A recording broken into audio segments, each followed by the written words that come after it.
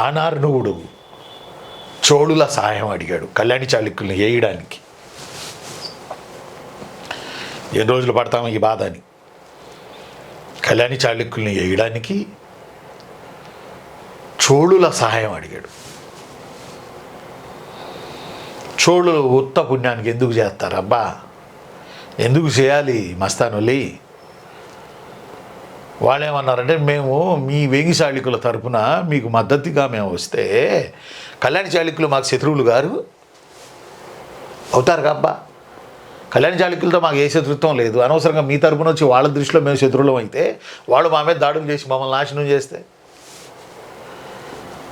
వెతకపోయిన తీగ జేబులో దొరికినట్టు లేనిపోయిన గొడవలు మాకెందుకు? దానార్ణుడు అన్నాడు రాజరాజ చోళుడితో, అన్నా ఒక్కసారి ఇంకొకసారి ఆలోచించండి. ఎందుకంటే మీది కావేరీ డెల్టా, మాదేమో గోదావరి డెల్టా. మీది తెనాలి, మాది తెనాలి. ఆ టైప్లో మీది మదనపల్లి, మాది మదనపల్లి. ఆ టైప్లో. కాబట్టి సహకారం చేయండి. మీరు కావేరీ డెల్టాలో ఉన్నారు, మేము గోదావరి డెల్టాలో ఉన్నాం. వేదంలా ఘోషించే గోదావరి.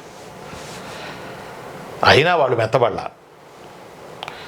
అయితే చివరికి వాళ్ళు ఏం చేశారంటే, ఒక ఒక ఒక పాయింట్ ఉంది, ఒక ఉపాయం ఉంది. ఉపాయం ఏంటా ఉపాయం అంటే,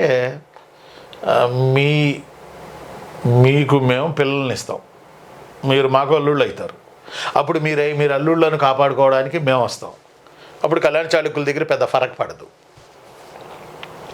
అందువల్ల దానార్ణువుడికి తంజావూరు కోట మీద నిలబడి ఎవరు రాజరాజ చోళ మన వేంగి కోట మీద ఉన్న ఇది మన ఈ దానార్ణువుడితో నీకు పెళ్ళయిందా అని అరిశాడు.